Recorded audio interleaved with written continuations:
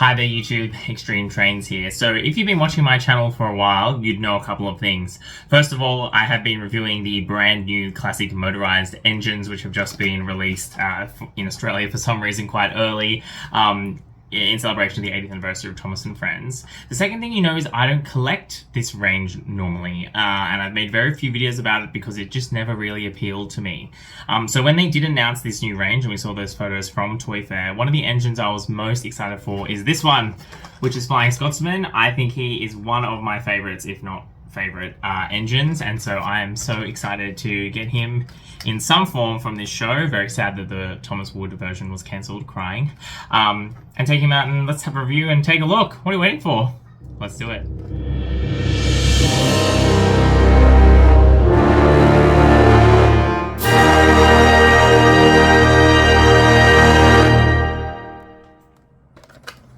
Here he is, Classic Flying Scotsman. Again, interesting they've called him Classic Flying Scotsman when, as far as I'm aware, he didn't appear in All Engines Go. So, you know, make of that what you will. Again, you can see there, this is how he presents the packaging.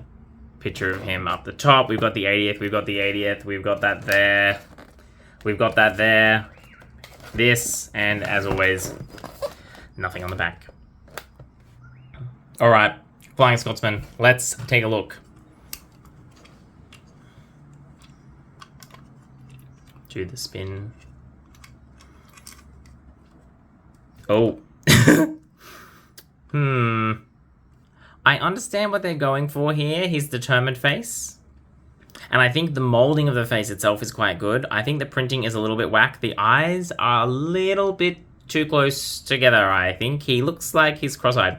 Again, from this kind of angle, it's kind of alright. From this angle, and from head-on, it looks a bit funky. So, yes, unfortunately, I don't quite know if they nailed him this time.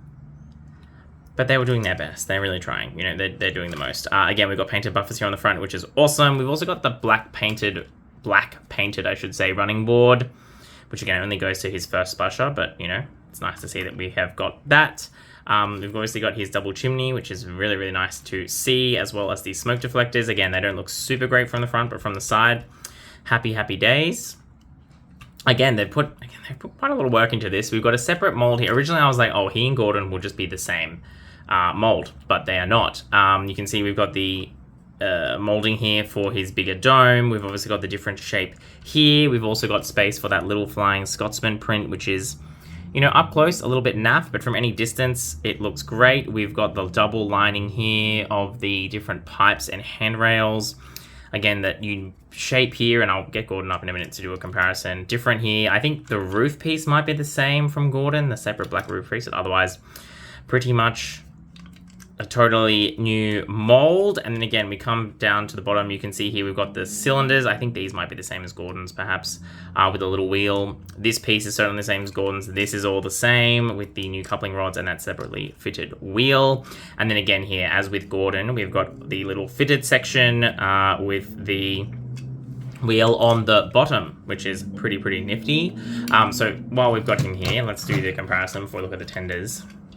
So you can see here again, they've taken a really interesting approach. So I think Gordon, being Flying Scotsman's size, would have made more sense. Like, his face is just a little bit less crazy sized. And one thing which you'll know if you've seen the Gordon review that I talked about, Gordon's front was very squished. Flying Scotsman's is not. I mean, it is squished, obviously, but there's enough buffer beam there. He's got the little cylinders hanging out there on the front.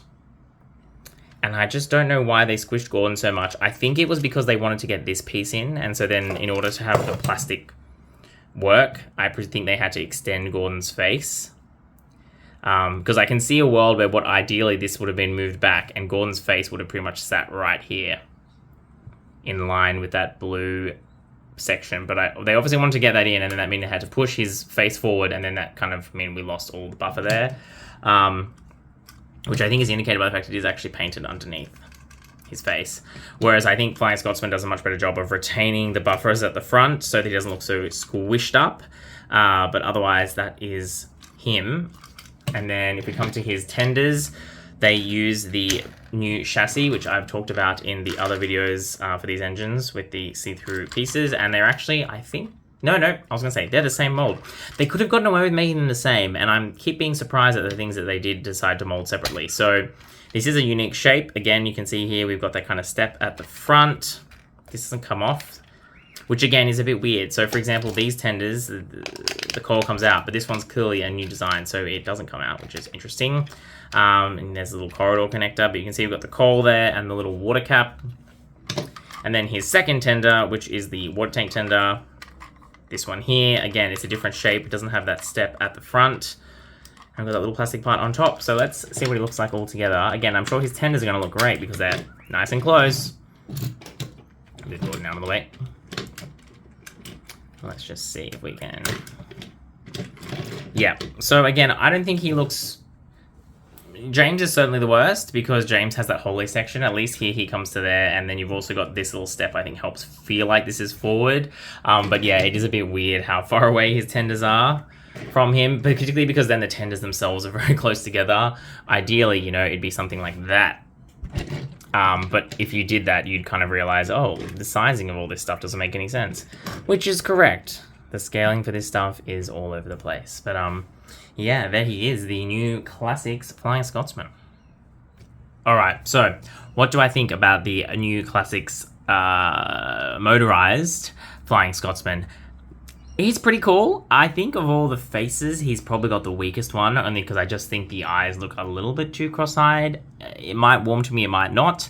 But certainly I think they've done an excellent job with capturing all of the shapes and the details that are relevant. And again, I don't know why they chose to make him a bit smaller than Gordon, but I think that was the correct decision, because it means you just...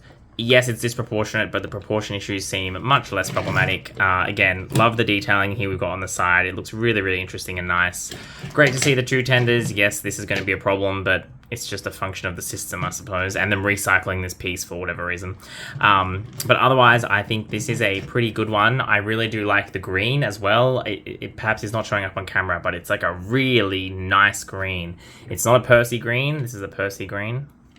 It's like that kind of richer green that he does have in the show, and I'm really, really glad they went with that color. So, yep, I think if you like Flying Scotsman, he's worth picking up. Just be aware that the face, particularly from some angles, does look a little bit demonic, but I suspect I'm probably going to warm to it. So, can't wait to hear your comments down below. Otherwise, that's all we've got time for.